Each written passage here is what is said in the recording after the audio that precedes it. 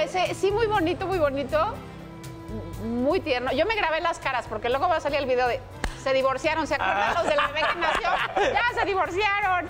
Oigan, hoy está nuestro rockstar de la medicina, como todos los martes, Alejandro Espinosa, y hoy vamos a hablar de un tema que está bueno, ¿no? Está interesante. Sí. ¿Sabía usted que hay bacterias que están ligadas al desarrollo de la artritis reumatoide? ¿Usted lo sabía? Se lo vamos a explicar. Bueno, se lo va a explicar. ¿Cómo estás, doctor? ¿Cómo estás, Alex? Muy bien, muy bien, muy bien. Fíjate que hoy vamos a hablar de esto, que esto es bastante nuevo en medicina. Un estudio que fue publicado el año pasado demostró que los pacientes que tienen artritis reumatoide, que es una enfermedad autoinmune, ya saben, donde el sistema inmune ataca las articulaciones, genera inflamación, mucho dolor, deformidad después cuando pasa mucho tiempo, está estrechamente relacionada con un tipo de bacteria específico, pero no bacteria. Todo el mundo esperaría que la bacteria se fue para la articulación, ¿cierto? Y que se metió y que destruyó la articulación. No, estamos hablando de unas bacterias que están en el tubo digestivo. Y esas bacterias en el tubo digestivo hacen que la respuesta del sistema inmunológico se vuelva equivocada y entonces genere la cascada de reacciones que terminan en la enfermedad autoinmune. Okay. ¿Por qué esto es importante y por qué es relevante? Porque está rompiendo un poco el paradigma que teníamos en la medicina normal de que un proceso inflamatorio, digamos, que está ocurriendo en una articulación, solamente está debido a un proceso que se causa ahí directamente en la articulación. Esto rompe completamente el paradigma porque lo que estamos diciendo es que lo que estamos viendo en la articulación es resultado de lo que se está generando en la flora intestinal de manera errónea, vamos. A ver, creo que no le estoy viendo muy bien. A ver. El punto entonces es que si la artritis es, o sea, degenerativa, eso no nada tiene que ver con la bacteria. A ver, estamos hablando de dos cosas diferentes. Una es la artritis reumatoide, que es una enfermedad autoinmune, y la otra, que creo es lo que tú te refieres, lo que se llama la osteoartritis o la llamada artrosis, que son enfermedades inflamatorias de las articulaciones también, pero son enfermedades degenerativas que luego dicen que es por la edad. No tiene que ser con la edad, porque una persona de 70 años no tiene por qué tener eso, pero sí está muy relacionado con otro mecanismo porque se genera este que proceso provocan las inflamatorio. bacterias. Pero lo interesante, fíjense, es que este estudio dice el que tiene la enfermedad autoinmune, que siempre nos han dicho que no se cura, que solamente se controla con medicamentos que son durísimos, casi como siquiera como las quimio o las famosas cortisonas que se llaman, que son los esteroides. Este tipo de medicamentos lo que hacen es calmar la respuesta inflamatoria, pero no curan el problema de fondo.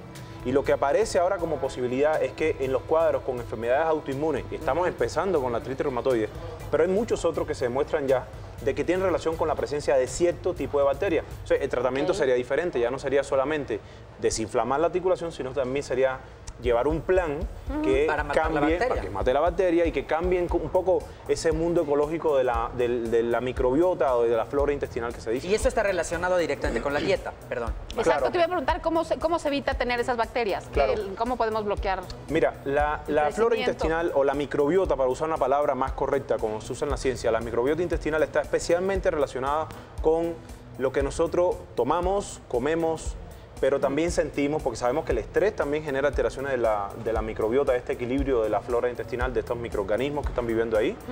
Los tóxicos del medio ambiente, los medicamentos también generan eso.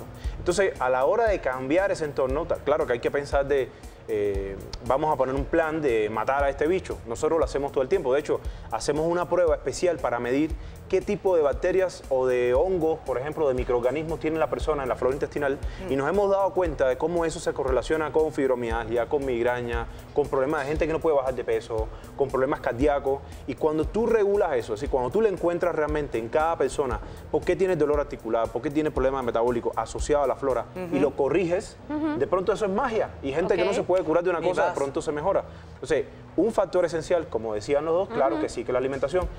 Porque cada vez que uno come, está mandando elementos que favorecen que crezca o cierto tipo de microorganismo u otro. Es decir, por ejemplo, en las piscinas, ¿ves que en las piscinas hay que estarle echando albercas, ¿no? Cloro y sustancias para que no crezcan cierto tipo de microorganismos? Sí. Con la flora intestinal pasa lo mismo. O con un terreno, vamos a decir, con una huerta pasa lo mismo. Tú echas cierto tipo de abono y vas a favorecer el desarrollo de ciertos microorganismos. Si echas otro, vas a favorecer otro tipo. Y yéndonos en plata, Alejandro, o sea, ¿qué alimentos recomiendas y qué alimentos no recomiendas para que esta bacteria y no propicie conflicto con la osteoartritis? Pues ahí le van a decir que voy a sonar como disco rayado, pero es lo mismo que... A ver si ya no lo aprendemos. A ver si sí. A ver si así lo hacemos, ¿verdad? Porque es que hay 2 o 3 cosas sencillitas que la ciencia ha demostrado. Que si uno hace eso, el equilibrio de esa microbiota se va a mantener. Ahí le va. Lo primero es azúcar refinada. Ok. No compren la idea de que el azúcar o productos que contengan azúcar blanca, aunque vengan con bacterias benéficas, va a servir para la flora. No es cierto. Está claramente determinado que cuando uno come azúcar refinada, favorece el crecimiento de ciertos bichos, que esos bichos normalmente son buenos.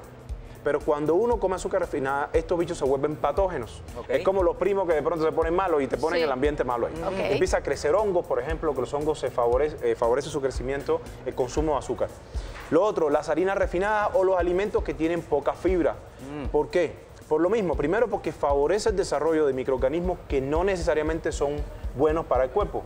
Y por otro lado, cuando uno come un alimento que no tiene fibra, el tránsito intestinal se hace más lento. Al hacerse más lento, la materia fecal que debe irse del cuerpo está más tiempo en el cuerpo. Se y va quedando ahí residuos. Intoxicación. Claro. Todo el tiempo. Y ocasiona intoxicación, evidentemente. Así es, y eso genera un ambiente que no es bueno. Genera muchos gases, fétidos y no sé qué. El otro elemento también que es importante es, en nuestra alimentación, ahora lo contrario, es decir, ¿qué nosotros podemos hacer para favorecer esto? Coman muchas frutas y verduras. Haciendo eso nada más, están comiendo fibra que favorece el desarrollo, es como echarle comida a los bichos buenos. Ok, muy bien. Y otros son alimentos fermentados. Los alimentos fermentados, como por ejemplo la cola agria, el tepache, ¿sí?